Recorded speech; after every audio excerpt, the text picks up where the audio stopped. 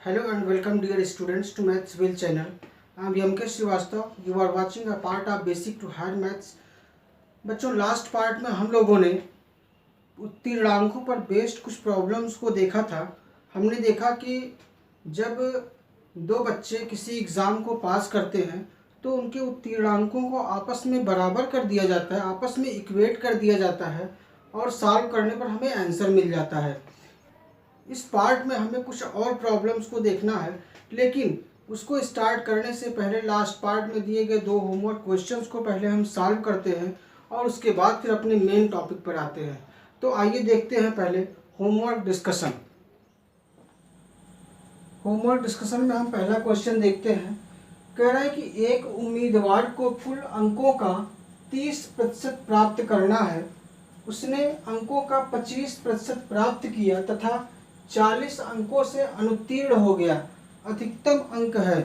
एक छात्र है, उसको केवल 30% अंक प्राप्त करना है, यानी कि वही जो 30% है वही उत्तीर्णांक है, वही नियत अंक है, वही न्यूनतम अंक है। यानी कि उसको कितना प्राप्त करना है? केवल 30%। 30% ही उसको प्राप्त करना था, लेकिन उसने प्राप्त कितना किया? 25%, 25% उसने प्राप्त किया और 40 अंकों से अनुत्तीर्ण हो गया। जब वो इतना प्राप्त किया तो ये पता चला कि उस 40 अंकों से फेल हो गया। यानी अगर उसको 40 अंक और मिल गए होते तो वो उत्तीर्णांक के बराबर हो जाता और पास हो जाता।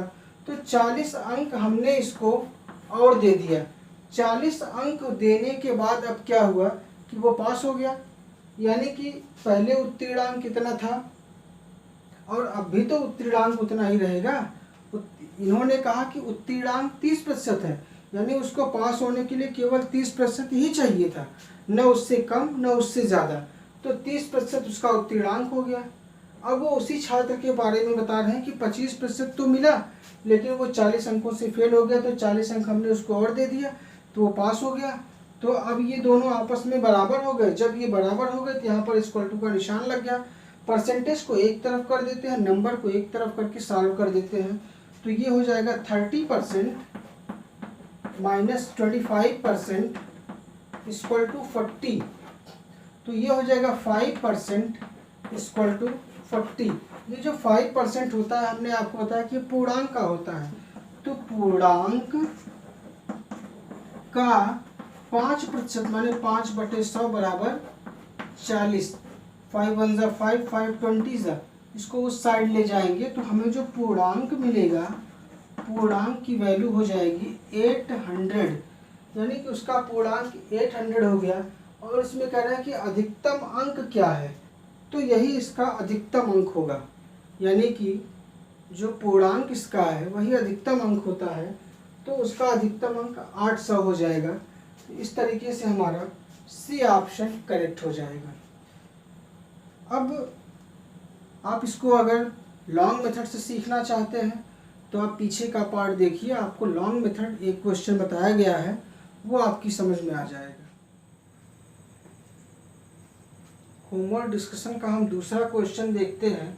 क्वेश्चन कहता है कि राकेश ने एक परीक्षा में 273 अंक प्राप्त किए, जो पास प्रतिशत से 5% अधिक थे। यदि लोकेश को 312 अंक मिले तो उसने पास अंक से कितने प्रतिशत अधिक अंक प्राप्त करके परीक्षा पास की होगी। तो इसमें 4 ऑप्शन दिए हैं, हमें चेक करके बताना है कि कौन सा ऑप्शन करेक्ट है। इस क्वेश्चन को अगर हम गौर से देखें तो एक शब्द यहाँ पर है पास प्रतिशत। इस पास प्रतिशत का मतलब क्या हुआ? पास प्रतिशत। इस पास प्रतिशत का क्या मतलब है? पास प्रतिशत का मतलब है कि पास अंक का 100%। ध्यान दीजिएगा, पास प्रतिशत का मतलब है कि पास अंक का 100%। और फिर दूसरा है कि पास प्रतिशत से 5% अधिक। इसका क्या मतलब हुआ कि पास प्रतिशत से 5% अधिक। इसका क्या मतलब है? इसका मतलब ये है कि पास प्रतिशत का मतलब तो ये है कि पास अंक का 100%। इसका मतलब यह हुआ से 5% अधिक, मतलब प्लस कितना? प्लस 5%। अब चूंकि ये जो है ये पास प्रतिशत, पास अंक से 5% अधिक है, इसकी तुलना जो है अधिकता जो दिखाई जा रही है वो पास प्रतिशत से दिखाया जा रहा है और इसके बारे में और कोई जानकारी नहीं है। तो इसका मतलब ये हुआ कि ये जो 5% अधिक है ये पास अंक का 5% होगा। इसका मतलब यही है कि पास प्रतिशत से 5% अधिक का मतलब ये हुआ कि पास अंक का 100% प्लस पास अंक का 5%। तो इन दोनों को अगर हम मिला देंगे तो ये बन जाएगा पास अंक का 100 प्लस 5 105% हो जाएगा। इतने का मतलब यही हुआ है, पास प्रतिशत से 5% अधिक का मतलब यही हुआ कि पास अंक का 105%। और कैसे होगा ये बात आपको यहाँ पर बता दी गई है। अब क्वेश्चन में कह रहे हैं कि राकेश ने एक परीक्षा में 273 अंक प्राप्त किए जो पास प्रतिशत से 5% अधिक थे। तो प्रश्नानुसार क्या हो जाएगा? प्रश्नानुसार कि ये उसने तो 273 अंक प्राप्त किया, 273 अंक उसने प्राप्त किया जो कि पास प्रतिशत से 5% अधिक था। तो पास प्रतिशत मतलब पास अंक का 100%, पास अंक से 5% अधिक होने का मतलब हुआ कि वो इसके बराबर है, पास अंक के 105% के बराबर है।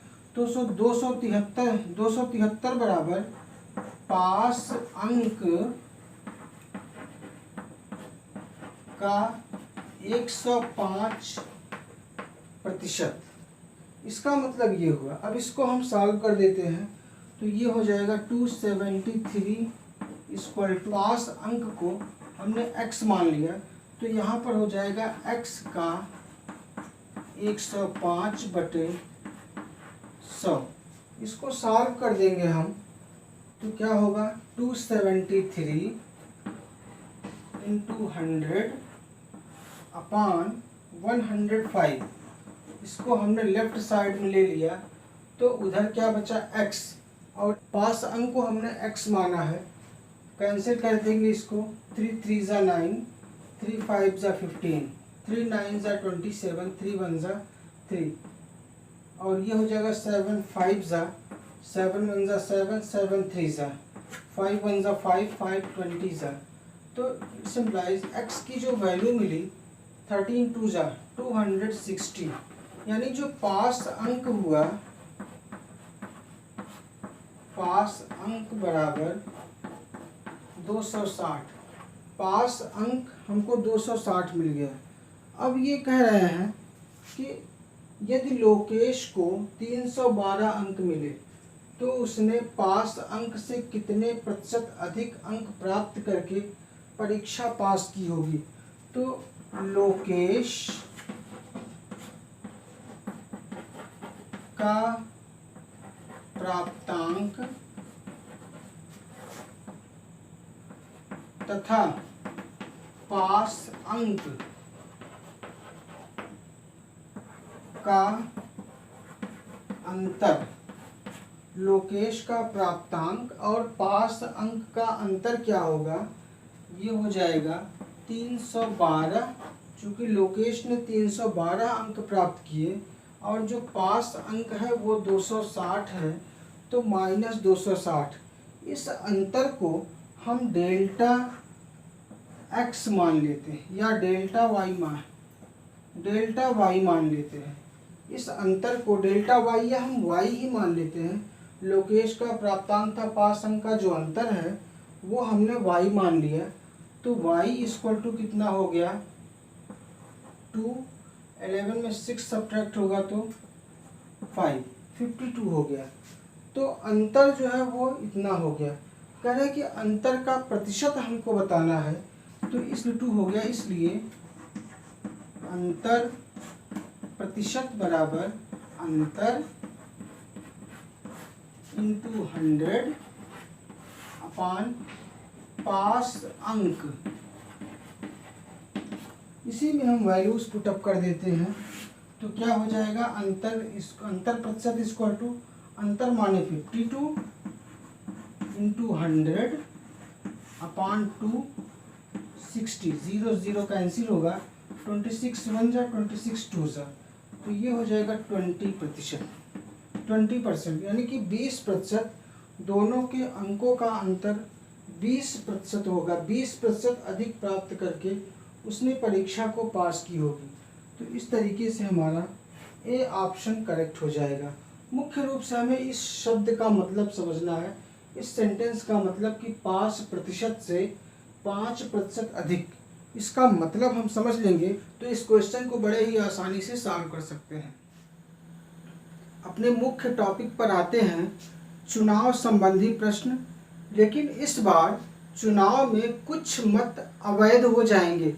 जैसे मान लीजिए कि अगर चुनाव होता है, कुल मत जो पड़ेंगे, कुल मतों में कुछ तो वैध हो जाएंगे और कुछ अवैध हो जाएंगे। जब वोट पड़ेगा तो कुल मतों में से इस बार कुछ मत वैध होंगे और कुछ अवैध मत होंगे।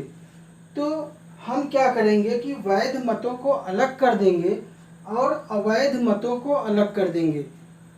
अब ये जो कुल मत है, ये पहले तो 100% था, ये मत पहले 100% होंगे। 100% में से कुछ परसेंट वैध हो जाएंगे और कुछ परसेंट अवैध हो जाएंगे। लेकिन जब हम इन वैध और अवैध मतों के परसेंटेज को जोड़ेंगे तो वो 100% आएगा। अब हम क्या करेंगे कि अवैध को तो हमने हटा दिया, अब हम इस वैध मतों पर डिस्कस करेंगे। अब ये जो वैध मत होगा, ये भी अपने में 100% का काम करेगा। अब हम कुल मतों की संख्या इसको मानेंगे और इसके प्रतिशत को 100% मान करके फिर उसको दो पार्ट्स में डिवाइड करेंगे, जो कि कुछ पहले उम्मीदवार को मिलेंगे और कुछ दूसरे उम्मीदवार को मिलेंगे, और पिछले पार्ट की तरह हम उस पर ऑपरेशन करेंगे। तो आइए देखते हैं इस पर बेस्ड एक क्वेश्चन। इस टॉपिक का पहला क्वेश्चन देखते हैं। क्वेश्चन कहता है कि दो उम्मीदवारों के बीच चुनाव हुए। चुनाव में एक को वैध मतों का 55% मिला, अवैध मतों की कुल संख्या कुल मतों का 20% है। यदि कुल मतों की संख्या 7500 हो तब दूसरे उम्मीदवार को मिलने वाले वैध मतों की संख्या क्या है। इसके 4 ऑप्शन दिए हैं, हमें चेक करके बताना है कि कौन सा ऑप्शन करेक्ट होगा। इस क्वेश्चन में कह रहे हैं कि कुल मतों की संख्या 7500 है। सबसे पहले तो कुल मत जो है, कुल मत इनकी संख्या 7500 है। अब इलेक्शन जब हुआ तो इस इलेक्शन में सबसे पहले कुछ मत अवैध पड़े और कुछ मत वैध हो गए। तो सबसे पहले हम कुल मतों को दो पार्ट्स में डिवाइड कर देते हैं, जो कि वैध और अवैध मत हो गए। ये वैध और अवैध मत हो गए। ये कह रहे हैं कि दो उम्मीदवारों के बीच चुनाव हुए, चुनाव में एक को वैध मतों का 55% मिला। अवैध मतों की कुल संख्या कुल मतों का 20% है। सबसे पहले तो हम पहले उम्मीदवार को क्या मिला, दूसरे उम्मीदवार को क्या मिला, इसको नहीं देखेंगे। पहले हम ये देखेंगे कितने वैध मत हैं और कितने अवैध मत हैं। तो इन्होंने दिया है कि 20% अवैध मत हैं। तो ये जो अवैध मत हैं ये 20% हो गए। तो निश्चित रूप से जो वैध मत होंगे ये 80% हो जाएंगे। अब हमारा जो पर्पस है वो अवैध मत निकालना नहीं है, हमारा पर्पस वैध मत निकालना है। क्योंकि उन्हीं वैध मतों में डिवीज़न होता है दोनों उम्मीदवारों में। तो हम इसकी संख्या को निकालेंगे, यानी कि n1 निकालेंगे। और आपको हमने बताया कि जब n का मान पता हो तब हम फॉर्मूला लगाते हैं n1 = n का p1%।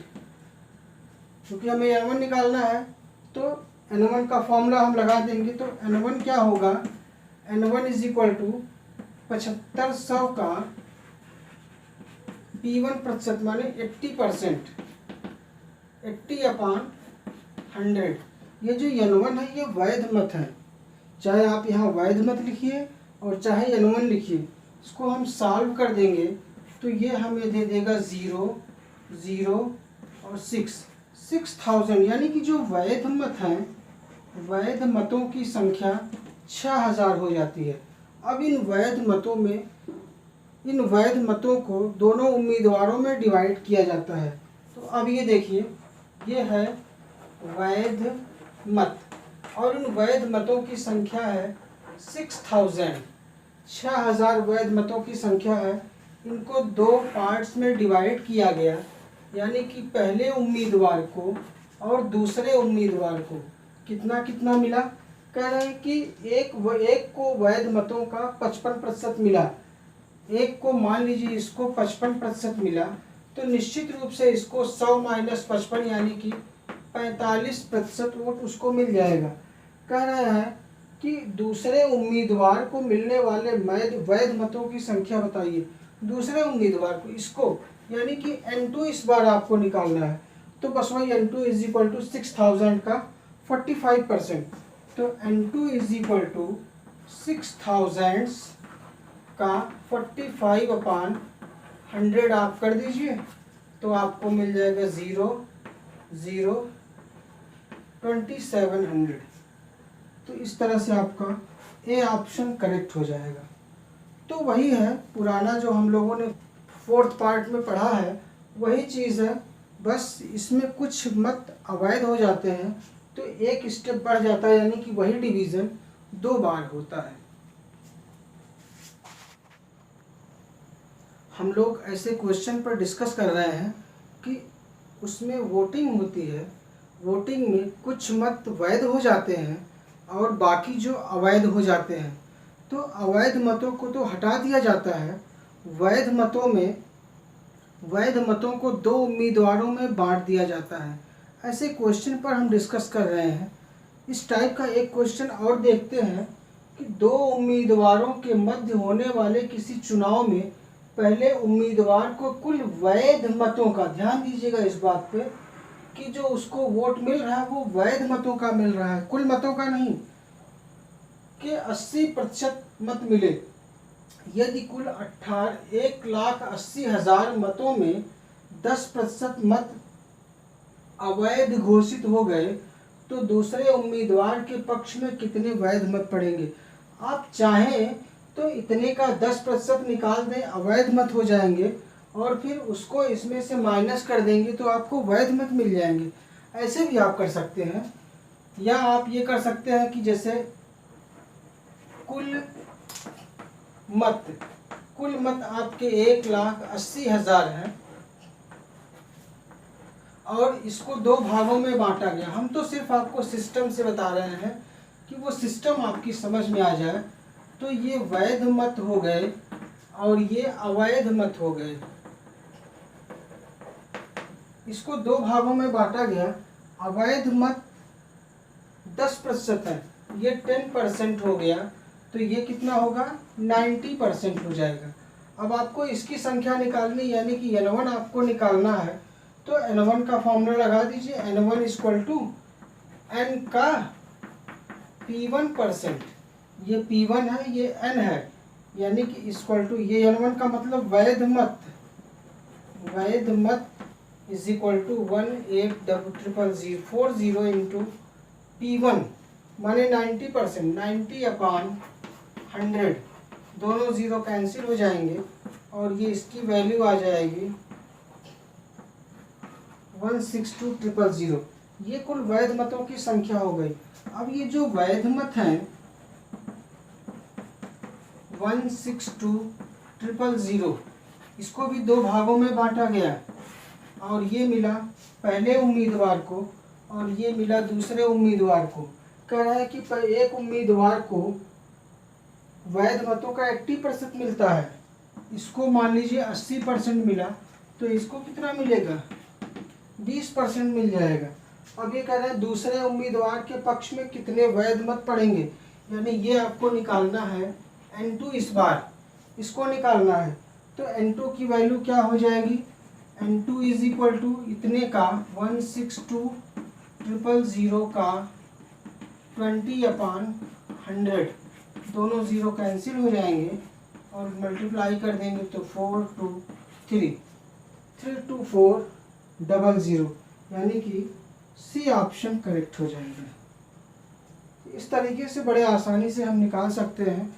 आप ऐसे ओरल भी कर सकते हैं कि वैध मत कितने हैं 80%, ये अवैध मत 10% है, तो वैध मत 90%, इसका 90% आप डायरेक्ट निकाल दीजिए। जो आएगा उसका फिर एक को 80% मिलते हैं, दूसरे को 20%, उसका 20% डायरेक्ट आप निकाल दीजिए, इसी से आपको आंसर मिल जाएगा। एक और क्वेश्चन को देखते हैं।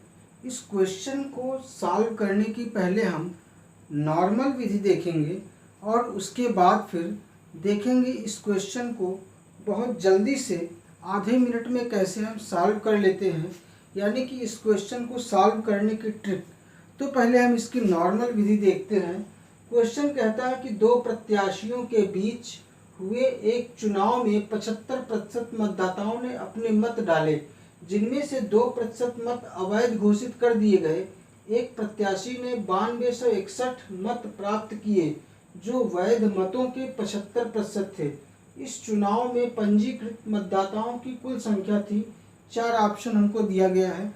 क्वेश्चन को पढ़ने का मतलब ये होता है कि आप क्वेश्चन को सुन लीजिए, जो शब्द आपको साफ नहीं दिखाई देते हैं आप उनको देख लीजिए, समझ लीजिए, और क्वेश्चन का क्या क्राइटेरियन कहता है वो आपकी समझ में आ जाए। अब हम इसको सॉल्व करना शुरू करते हैं। कह रहा है कि दो प्रत्याशियों के बीच हुए एक चुनाव में 75% मतदाताओं ने अपने मत डाले, यानी एक चुनाव होता है, उस चुनाव में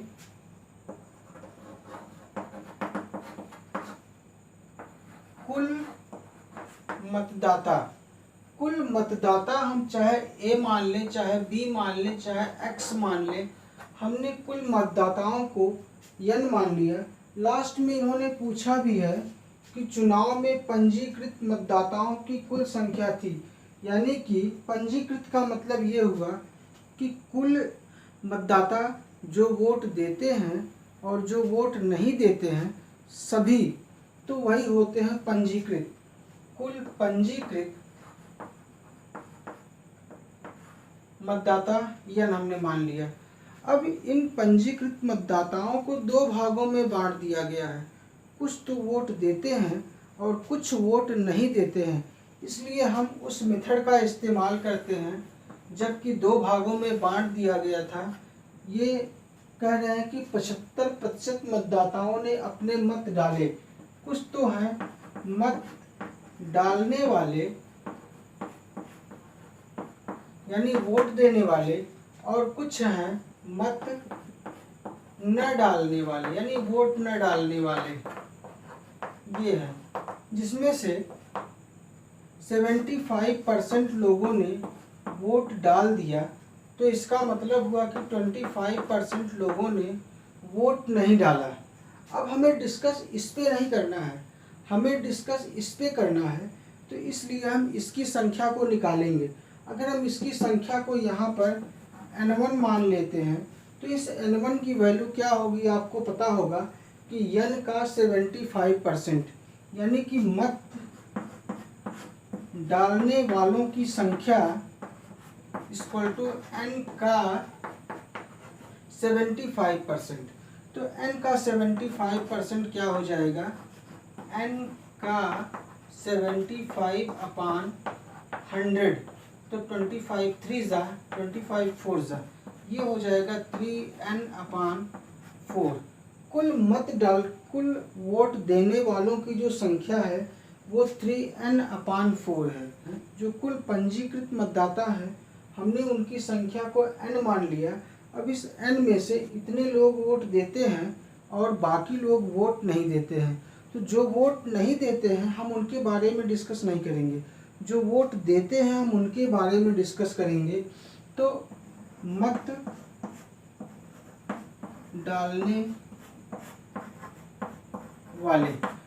डालने वाले जो हैं वो उनकी संख्या 3n/4 है। ये 3n/4 जो है ये पुनः दो भागों में बढ़ जाते हैं। जो लोग वोट डालते हैं उनके वोट दो भागों में बढ़ जाते हैं, कुछ तो वैध हो जाते हैं और कुछ अवैध हो जाते हैं। लेकिन ये ध्यान रहे कि अब ये जो 3n/4 है वो कुल n का भले ही 75% है, लेकिन ये अपने का 100% है। तो इसलिए अब जो डिवीज़न होगा वो इसमें, जब हम डिवीज़न इन वोटों में करेंगे तो वो 100% में डिवीज़न होगा। अगर हम इसमें डिवीज़न करते, अगर हम इसको यहाँ लेके करते तो परसेंटेज बदल जाता, लेकिन हम इसको नहीं ले रहे हैं, हम इसको ले रहे हैं, तो इसलिए परसेंटेज जो होगा वो 100% में होगा। ये दो भागों में बट गया। अब इसमें से कुछ वोट वैध हो गए और कुछ अवैध हो गए। तो अब जो वैध वोट हैं, कह रहे हैं कि 2% मत अवैध घोषित कर दिए गए, 2% मत अवैध हो गए, तो बाकी जो बचे वो 98% वोट वैध हो गए। अब इन वोटों की संख्या को अगर हम x मान लेते हैं तो x क्या होगा, इसका 98%, जैसे हमने n1 निकाला, n का 75%, वैसे x क्या होगा, इस 3n/4 का 98% हो जाएगा। इस वैध मतों की संख्या जिसको कि हमने x कहा है उसकी वैल्यू क्या हो जाएगी, 3n/4 का 98% माने 98/100।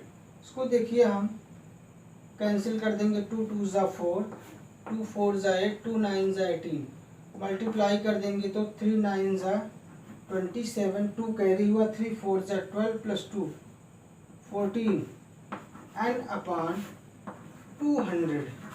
अब ये जो वैध मतों की संख्या हो गई वो 147 n/200 हो गया, जहाँ n क्या है, n कुल पंजीकृत मतदाताओं की संख्या है।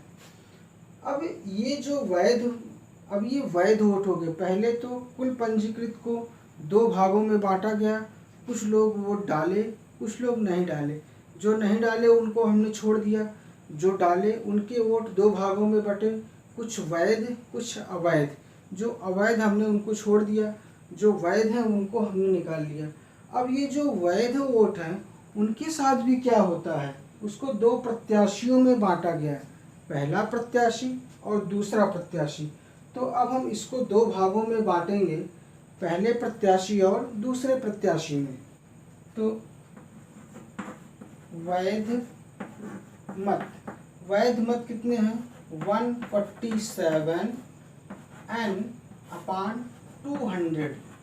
इसको हम दो भागों में बांट देंगे, दो प्रत्याशियों को दे देंगे। पहला प्रत्याशी जिसको कि हम A कहते हैं, दूसरा प्रत्याशी जिसको कि हम B कह देते हैं। अब ये कह रहा है कि एक प्रत्याशी ने 9261 मत प्राप्त किए। मान लीजिए इसने 9261 मत प्राप्त किए, लेकिन कह रहा है कि जो वैध मतों के 75% थे, ये जो है ये 75% है, तो ये कितना होगा? 25% होगा।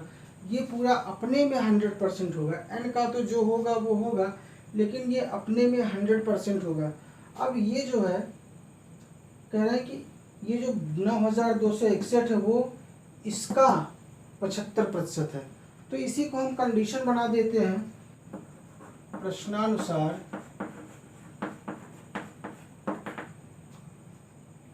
147n अपान 200 का 75%, यानी 75/100, ये कितना होगा? 9261। इसी को हम सॉल्व कर देते हैं और हमें आंसर मिल जाता है। तो ये देखिए 25 3 जा 25 4 जा, ये हो गया। तो यहाँ से n की वैल्यू क्या हो जाएगी? 9261 इंटू 200 इंटू 4 अपान 147 इंटू 3। सॉल्व कर दीजिए इसको 7 से। 7 2 जा 7 1 जा 7 1 जा 7 2 7 3 जा 21 7 2 जा 14 7 3 जा 21। फिर ये हमको मिलेगा, फिर 7 से कैंसिल कीजिए 7 3 जा, और ये होगा 7 1 जा 7 6 7 8 जा 56 7 9 जा, ये हो गया। अब हम यहाँ से हमें मिलेगा 189 इंटू 200 इंटू 4 अपान 3 इंटू 3। सॉल्व कर देंगे। 3 6 जा 18 3 3 जा 9 3 2 जा 6 3 1 जा 3, तो 4 2 जा 8 8 1 जा 8 8 2 जा 1600। इसका आंसर हो गया 16800, यानी कि 16,800। तो ये हमारा सी ऑप्शन करेक्ट हो जाएगा। ये तो हमारी नॉर्मल मेथड है। इसी क्वेश्चन को हम ट्रिक से देखिए आधे मिनट में कैसे सॉल्व कर लेते हैं। अभी अभी हम लोगों ने जो क्वेश्चन देखा वही क्वेश्चन यहाँ पर लिखा हुआ है, और इसी क्वेश्चन को हम ट्रिक से देखते हैं कि कॉम्पिटिटिव एग्ज़ाम्स में इस क्वेश्चन को हम जल्दी से कैसे सॉल्व कर लेते हैं। कह रहा है कि दो प्रत्याशियों के बीच हुए एक चुनाव में 75% मतदाताओं ने अपने मत डाले। कुल मिला के हमें निकालना है कि चुनाव में पंजीकृत मतदाताओं की कुल संख्या कितनी थी। तो हमने पंजीकृत कुल मतदाताओं की संख्या को n मान लिया। अब ये कह रहे हैं कि केवल 75% मतदाताओं ने अपने मत डाले। वो जो 75% हैं वो किसके होंगे? कुल मतदाता के होंगे, यानी कि n का 75%, n का 75% मतदाताओं ने अपने मत डाले, ये हो गया। अब जो मत डालने वाले हैं जिनमें से 2% मत अवैध हो गए, ये जो मत पड़ा इसका 2% अवैध हो गया, तो इसका 98% वैध हो जाएगा। तो जो वैध होंगे वो इसका का 98%, 98% वैध वोट हो गए। अब ये जो टोटल वोट हैं ये वैध हो गए। अब इन्हीं वोटों को क्या कह रहे हैं कि दो प्रत्याशियों में बांटना है। एक प्रत्याशी को 9261 वोट मिले जो वैध मतों के, यानी इसके 75% है, तो इसका 75% का 75% उसको मिला, और वो कितना है? 9261 है। इसी को हम सॉल्व कर देंगे, आंसर मिल जाएगा। देखिए कैसे सॉल्व करेंगे। n का 75/100 का 98/100 का 75/100 इक्वल टू 9261। सॉल्व कर दीजिए इसको। 75 3 जा 70, 25 3 जा 75, 25 4 जा 100। यहाँ भी 25 3 जा 75 और यहाँ 25 4 जा 100। अब इसको देखिए, हम इस तो क्या हो जाएगा, n is equal to 9261 into 404, right side में जाएगा तो ऊपर हो जाएगा 4 इंटू 100 इंटू 4 अपॉन 398 सॉल्व कर देंगे इसको, ये कटेगा। इसको देखिए 9 + 2 11, 11 + 6 17 + 1 18, 3 1 ज़ा 3, 3 3 ज़ा 9, 0 3 8 ज़ा 24, 3 7 ज़ा 21, फिर 3 से कटेगा क्योंकि 3 + 8 11, 11 + 7 18, 3 1 ज़ा 3 और ये कटेगा 0 2 9, ये हो गया 1029। फिर देखिए ये कटेगा 7 से, 7 1 ज़ा 7, 7 4 ज़ा 28 और ये होगा 7 1 ज़ा 7, 3 कैरी हुआ, 7 4 ज़ा 28, 7 7 ज़ा 49। तो n की जो वैल्यू आपको मिली 147 इंटू 4 इंटू 4 4 ज़ा 1600 अपॉन केवल यहाँ पर बचा 14। इसको हम 7 2 ज़ा और ये 7 2 ज़ा 14, 7 1 ज़ा 7, 2 से इसको कैंसिल करेंगे तो 800 हो जाएगा। 800 का 21 के साथ मल्टीप्लाई करेंगे तो 8 1 ज़ा 8, 8 2 ज़ा 16। तो इस तरीके से हमारा यही ऑप्शन करेक्ट होगा। तो ये रही इसकी शॉर्ट ट्रिक, जल्दी से हम क्वेश्चन को कैसे सॉल्व कर लेते हैं। अब चूँकि इसकी कैलकुलेशन लंबी है तो कैलकुलेशन के लिए कोई और ऑप्शन नहीं है, आपको अपनी कैलकुलेशन को स्ट्रॉन्ग करनी ही पड़ेगी। आइए एक अगले क्वेश्चन को देखते हैं, थोड़ा सा और टफ क्वेश्चन देखते हैं।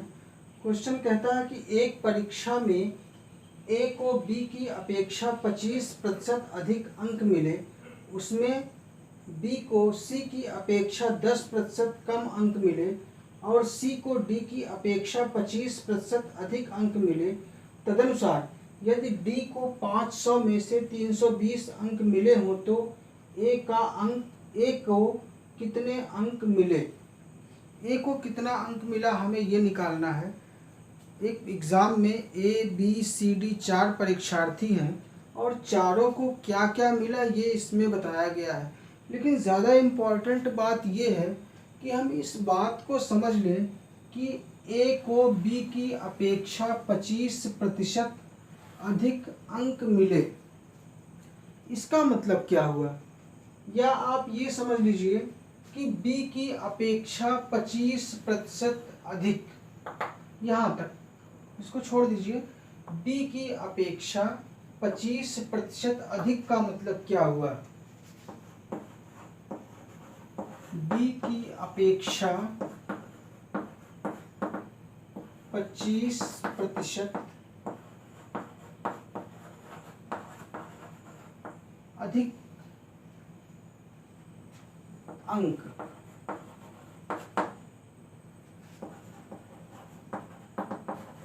अगर हम केवल इतने का मतलब समझ लेते हैं तो इस क्वेश्चन को बड़े आसानी से हम सॉल्व कर लेते हैं। इसका मतलब ये होता है बी की अपेक्षा 25% अधिक का मतलब ये हुआ कि बी के अंक का 100% प्लस बी के अंक का मतलब प्राप्तांक, यहाँ आप समझिएगा बी के प्राप्तांक का 25%, ये कहने का मतलब है। बी की अपेक्षा 25% अधिक मिलने का मतलब ये हुआ कि बी के प्राप्तांक का 100% प्लस बी के प्राप्तांक का 25%, यही हुआ। तो इसका मतलब ये हो जाएगा बराबर बी के अंक यानी प्राप्तांक ही आपको समझना है का 100 और 25, ये 125%, ये है इसका मतलब हुआ। अगर माइनस कम होता तो माइनस हो जाता, इसी पर बेस्ड है ये क्वेश्चन। अब हम एक खाका तैयार कर लेते हैं कि क्या कह रहा है। ये देखिए, जैसे ये है ए बी सी डी 4 परीक्षार्थी हैं। ये कह रहा है कि ए को बी की अपेक्षा 25% अधिक अंक मिले। ए का रिलेशन बी से है। जब बी में कुछ ऐड कर देते हैं तो हमें ए का मिल जाता है। फिर कह रहा है कि उसमें बी को सी की अपेक्षा 10% कम अंक मिले। तो जब सी में से कुछ कम कर देते हैं, माइनस कर देते हैं, तब हमें बी का मिल जाता है। और फिर कह रहे हैं कि सी को डी की अपेक्षा 25% अधिक मिले। अगर डी में 25% हम जोड़ देते हैं, कुछ प्लस कर देते हैं, तो हमें सी का मिल जाता है। और ये कह रहे हैं कि डी को 500 में से 320 अंक मिले। डी का जो अंक है वो हमको पता है कि डी का प्राप्तांक बराबर 320। डी का प्राप्तांक 320 है, लेकिन ध्यान ये रहे कि जो पूर्णांक है वो 500 का पूर्णांक है। तो डी की सहायता से हम सी का निकाल सकते हैं। तो सी का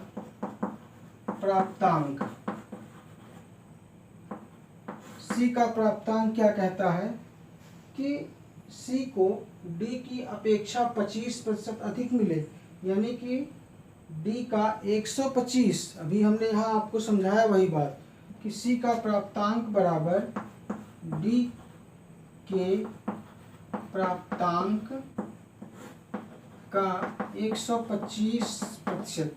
तो बराबर डी का प्राप्तांक कितना है? 320 का 125/100। तो ये हो जाएगा 25 5 जा 25 4 जा 480 जा, ये हो जाएगा तो 400। यानी सी का जो प्राप्तांक हुआ वो 400 हो गया। डी का प्राप्तांक 320 है, सी का प्राप्तांक 400 हो गया। अब इस सी की सहायता से हम बी का प्राप्तांक निकाल सकते हैं। इसलिए बी का प्राप्तांक बराबर सी का प्राप्तांक, और कह रहा है कि सी के प्राप्तांक सी की अपेक्षा 10% कम, यानी 100 में से 10 निकल जाएगा, 90%। तो 400 का 90% यानी 90/100, 2 0 कट जाएगा, तो ये मिल जाएगा 360। यानी कि बी का प्राप्तांक 360 हो गया। अब कह रहा है बी की अपेक्षा 25% ज़्यादा ए को मिलता है, यानी ए का प्राप्तांक बराबर बी का 125%। इसलिए ए का प्राप्तांक बराबर 360 का 125/100। 25 5 जा 25 4 जा 4 9 जा 36। तो ये हो जाएगा 450। यानी जो ए का प्राप्तांक होगा वो 450 होगा। और इस तरीके से हमारा बी ऑप्शन करेक्ट हो जाएगा। तो ये रहा इस क्वेश्चन का सॉल्यूशन, जिसको कि हम स्टेप वाइज ही आगे बढ़ सकते हैं। आप चाहें तो बहुत जल्दी इसको सॉल्व कर सकते हैं, चूँकि हमें तो समझाना था इसलिए थोड़ा टाइम लगा, लेकिन आप इसको चाहेंगे इस टेक्निक को समझ लेंगे जो कि स्टार्टिंग में आपको बताया गया, तो ये क्वेश्चन आपके लिए बहुत आसान हो जाएगा। एक इस पार्ट का आखिरी क्वेश्चन देखते हैं। इस पार्ट का आखिरी क्वेश्चन हम देखते हैं। कह रहे हैं कि एक कॉलेज में 40% छात्रों को ग्रुप ए दिया गया, शेष के 75% को ग्रुप बी दिया गया और शेष 12 छात्रों को ग्रुप सी दिया गया। ग्रुपों के लिए आवेदन करने वाले छात्रों की संख्या हमें बतानी है। तो हम क्या करते हैं कि हम उस संख्या को x मान लेते हैं कि माना कुल छात्रों की संख्या x है। इन्हीं x छात्रों को 3 ग्रुप में बांटा जाता है, ग्रुप ए में, ग्रुप बी में, ग्रुप सी में। तो ग्रुप ए के छात्र क्या होंगे? करें कि ग्रुप 40% छात्रों को ग्रुप ए दिया गया, तो x का 40% बराबर होगा x का 40/100 और इसको सॉल्व कर देंगे। 2 2 ज़ा 4, 2 5 ज़ा 10, तो ये आ जाएगा 2x/5। जो ग्रुप ए के छात्र थे वो 40% थे। अब ये कह रहे हैं कि शेष के, तो जब 40% ग्रुप ए के हो गए तो शेष कितने बचे? 60%। 60% के 75% को ग्रुप बी दिया गया। तो ग्रुप बी के छात्र क्या होंगे? ग्रुप बी के छात्र शेष के, तो शेष माने 60%, x का 60% का 75% का 75%, इसको सॉल्व कर दीजिए तो x का 60/100 का 75/100, 25 3 ज़ा 25 4 ज़ा, 0 से 0 कैंसिल हो गया, तो ये हो जाएगा 2 2 ज़ा 4, 2 3 ज़ा 6, 3 3 ज़ा 9x, 9x/10, 2 ज़ा 20। ये हो गए ग्रुप बी के छात्र। और कह रहे हैं कि शेष 12 छात्रों को ग्रुप सी दिया गया, तो ग्रुप सी के छात्र इक्वल टू 12। अब सोचिए ज़रा सा कि ग्रुप ए के छात्र प्लस ग्रुप बी के छात्र प्लस ग्रुप सी के छात्र, तीनों छात्रों को मिला देंगे तो कुल छात्रों की संख्या के बराबर हो जाएगी, यानी x के बराबर हो जाएगा। तो क्या हो जाएगा? प्रश्नानुसार ग्रुप ए के छात्र यानी 2x/5 प्लस ग्रुप बी के छात्र यानी 9x/20 प्लस ग्रुप सी के छात्र यानी 12 इक्वल टू x हो जाएगा। इसका एलसीएम ले लेते हैं, इन दोनों का एलसीएम ले लेते हैं। ये तो 12 है, इसको छोड़ देंगे। इसका एलसीएम लेंगे 20, तो 5 4 ज़ा 20, 4 2 ज़ा 8x प्लस यहाँ से आ जाएगा 9x plus 12 equal to x। तो यहाँ से हमें मिलेगा 8 + 9 17x/20, और इस x को हम लेफ्ट साइड में ले लेते हैं, 12 को राइट साइड में कर देते हैं, तो -x इक्वल टू -12 हो जाएगा। इसके अपान 1 करके एलसीएम ले लेंगे, आ जाएगा 17x - 20x/20 equal to -12। Solve कर देंगे तो -3x/20 इक्वल टू -12। माइनस से माइनस कैंसिल हो जाएगा, 3 1 ज़ा 3, 3 4 ज़ा 12, तो x इक्वल टू 24 ज़ा 80, यानी कि कुल छात्रों की संख्या 80 होगी। 80 छात्रों में से डी ऑप्शन करेक्ट हो जाएगा। 80 छात्रों में से 40% को ग्रुप ए दिया गया, शेष का यानी 60% का 75% को ग्रुप बी दिया गया, और 12 छात्र जो बचेंगे उनको ग्रुप सी दिया जाएगा। तो इस तरीके से हम लोगों ने इस क्वेश्चन को सॉल्व किया। जितने क्वेश्चन आपको बताए गए उन क्वेश्चंस पर बेस्ड 1 या 2 क्वेश्चन आपको होमवर्क के रूप में दिए जा रहे हैं। उनको सॉल्व करके उनका आंसर आप कमेंट बॉक्स में ज़रूर डालिए। अपने आईक्यू को पहचानिए कि हमें जो लेक्चर में जो पढ़ाया गया वो हमारी समझ में आया कि नहीं आया। हम उस पर बेस्ड क्वेश्चन को सॉल्व कर सकते हैं कि नहीं कर सकते हैं। अगर कर सकते हैं तो ठीक है, नहीं कर सकते हैं तो उस पर हमें और ज़्यादा मेहनत करने की ज़रूरत है। तो ये है आपके होमवर्क।